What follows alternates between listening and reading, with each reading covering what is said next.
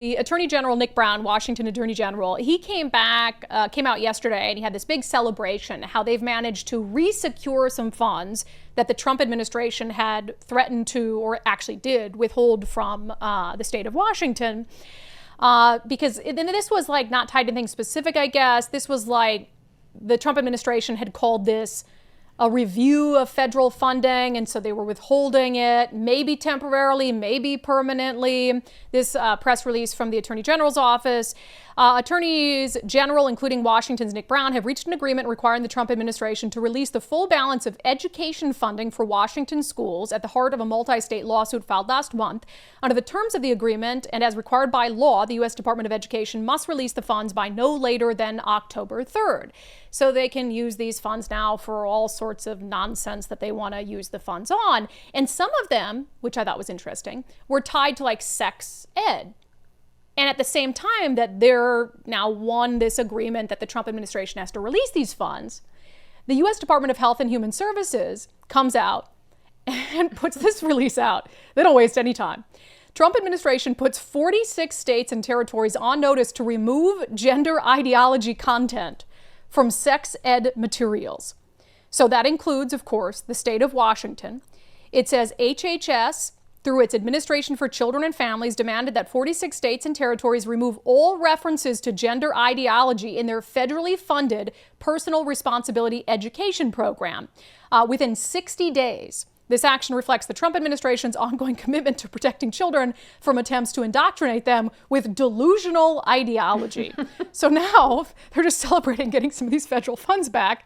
And now they came out and say, well, good news, you got 60 days to remove all references to gender ideology from your sex ed curriculum, which we know their sex ed curriculum is dripping.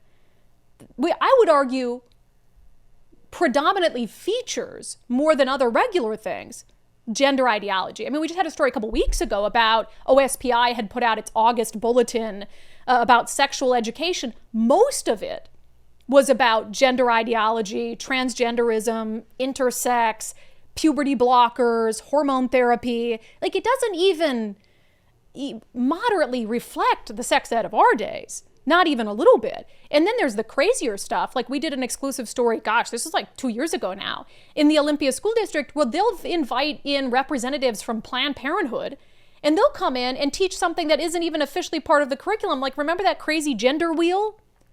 Where this Latina ex-Chicana trans woman who created this wheel, they literally taught kids, I think this was 4th or 5th grade, that their gender is like a game. Mm-hmm. And they gave them this wheel that the kids could literally spin and just identify as different things. Like the middle wheel had pronouns they could use, and then, or the internal wheel, and then the middle wheel had like how they would present, like would they be masc or femme or whatever it is. And then the outside had gender identities like intersex, trans, cisgender. And they literally told them, one of the examples was where's this tree? You can be a tree in the middle there. It says tree. You can be a he, she, they one, or tree. As one example, you could be an intersex girl who's a non-binary tree.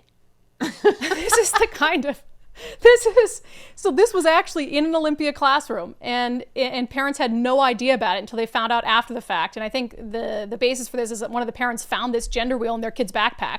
Was like, what is this? What did you learn at school? So it has become, I would argue a main part of the sex ed curriculum in Washington State. After Florida Report, we'll get to it, but if you haven't taken the poll already, I asked you guys, is there any place in schools and sex ed education for gender identity? I mean, is it just a reality of today that maybe kids should be taught something about, like at high school level? So noodle on that, take the poll.